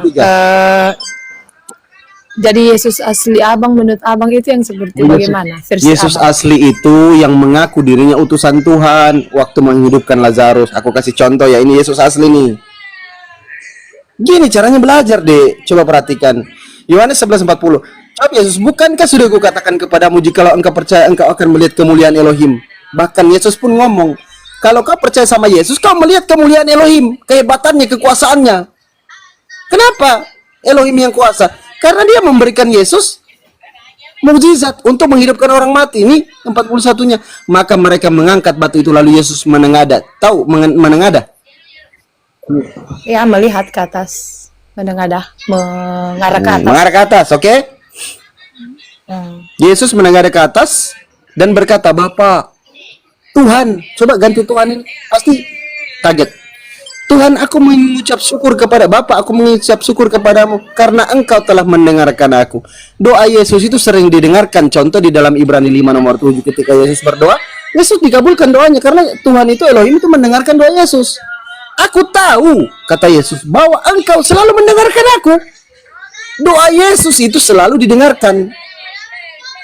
Oke, Bang, singkat lagi Bang. Jadi Yesus asli menurut Ini Abang, lagi ku jelaskan, ini Yesus asli. Iya, oke, saya sudah paham itu Bang. Berarti Yesus asli kalau secara tidak langsung Yesus asli yang di dalam kitab yang Abang bacakan itu Abang mau samakan dengan Isa Al-Masih dalam Al-Quran. Enggak kami samakan. Enggak ada. Kalau yang samakan gereja Isa. Beda lagi. Kalau yang mau samakan Kristen sendiri, kami enggak. Jadi Yesus asli dalam Yesus asli dalam 1 Yohanes yang Abang bacakan tadi ini beda dengan Isa Al-Masih. Sabar yang dulu, nanti di itu nanti Al-Quran. pembahasan lain. Nih, Jawab dulu gereja Isa Bang. Al-Masih. Coba. Gereja Isa Al-Masih. Coba. Gereja Isa Al-Masih. Coba. Tidak Bang, saya bertanya kepada Abang Fandi secara pribadi. Saya bertanya kepada Abang Fandi secara pribadi. Oke, kalau Yesus kami itu di dalam Bible itu sama dengan Nabi Isa alaihissalam, Merianti. Dia nggak mati, diselamatkan oleh Tuhan. Beda dengan Yesus Yesusnya Kristen. Yesusnya Kristen kan ini disembah. Kalau Yesus kami nggak disembah, dia utusan Tuhan. Oke? Kenapa apologet Kristen selalu bilang Yesus kami beda? Iya, karena kalian Yesus palsu. Yesus dengan Isa Al-Masih itu berbeda. Iya, karena Yesus kalian yang kalian sembah selama 200 tahun ini itu palsu. Yang datang kepada Paulus di padang gurun. Itu palsu. Yesus asli sudah pesan. Waspadalah Merianti. kalau ada orang berkata kepadamu, ada Yesus palsu di sini, ada Yesus palsu di sana, jangan kau percaya, Mirianti. Jangan kau percaya. Kalau ada yang bilang dia bertemu Yesus di dalam bilik di padang gurun, jangan kau percaya, Mirianti. Pertanyaannya, atau aku kasih contoh kayak gini deh ya. Misalkan nih, ada orang sakit di rumah sakit. Dia katanya disembuhkan oleh Yesus, bermimpi dia ketemu dengan Yesus. Percaya, Mirianti? Percaya nggak? Nggak percaya, tepuk tangan. Ini mengikuti Yesus nih. Kedua, ada orang di dalam masjid, pas setelah dia sholat di masjid, sholat maghrib, tiba-tiba ada cahaya, katanya itu Yesus. Percaya nggak? Nggak, keren itu. Sesuai dengan pesan Yesus. Sama dengan Fandi Ahmad ini. Fandi Ahmad ini kalau ada orang yang bilang bertemu dengan Yesus seperti cahaya, seperti bintang, seperti bulan, seperti pohon, saya nggak bakalan percaya. Apa standar saya? Saya sampai nggak percaya apa? Apa standar miring nggak percaya? Apa standar? Kan begini Bang, kalau misalnya orang dalam mimpi ya, dalam mimpi dia bertemu dalam mimpi, Apa standar? dia bertemu dalam mimpi. Kalau saya kan ya, kalau kita kan tahu mimpi kan biasanya ada. Kalau No, dari ini ilmu standarnya. psikologi, Standarnya itu adalah perkataan Yesus asli. Jangan kau percaya. Ini Yesus sudah pesan. Kalau ada yang bertemu dengan aku dari 23-nya, Yesus bilang, dia berkata bertemu aku, lihat Yesus palsu ada di sini atau Yesus palsu ada di sana. Jangan kau percaya, Mirianti.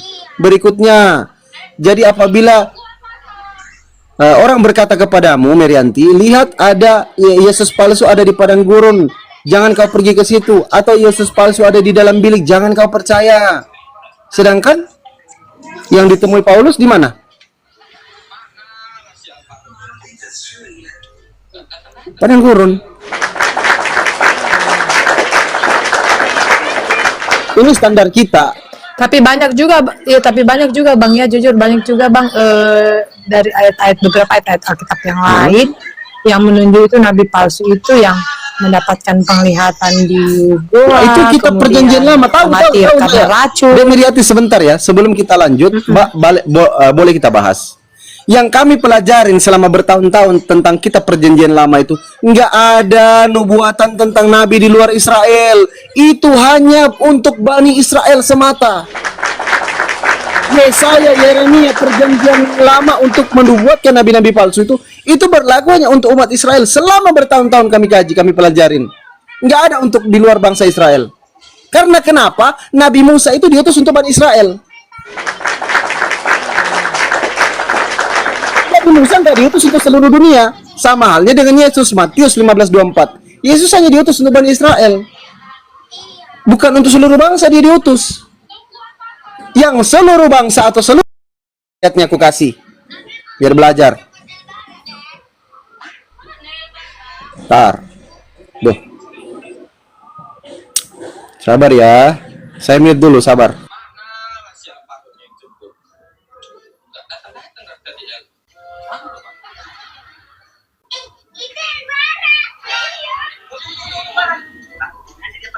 Oke, coba dibaca.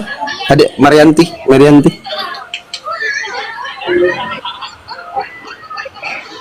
Dan kami wama nggak bisa aku baca aja. Dan kami tidak mengutus engkau. Bismillahirrahmanirrahim. Wa ma arsalnaka ila rahmatan lil alamin. Baca terjemahan. Dan kami tidak mengutus engkau melainkan untuk menjadi rahmat bagi seluruh alam. Jadi dari ketiga nabi ini yang sering kita bahas, baginda Nabi Musa alaihissalam, baginda Nabi Jesus alaihissalam, baginda Rasulullah Nabi Muhammad sallallahu alaihi wasallam, hanya Nabi Muhammad yang diutus untuk rahmat bagi seluruh alam. Keren kali.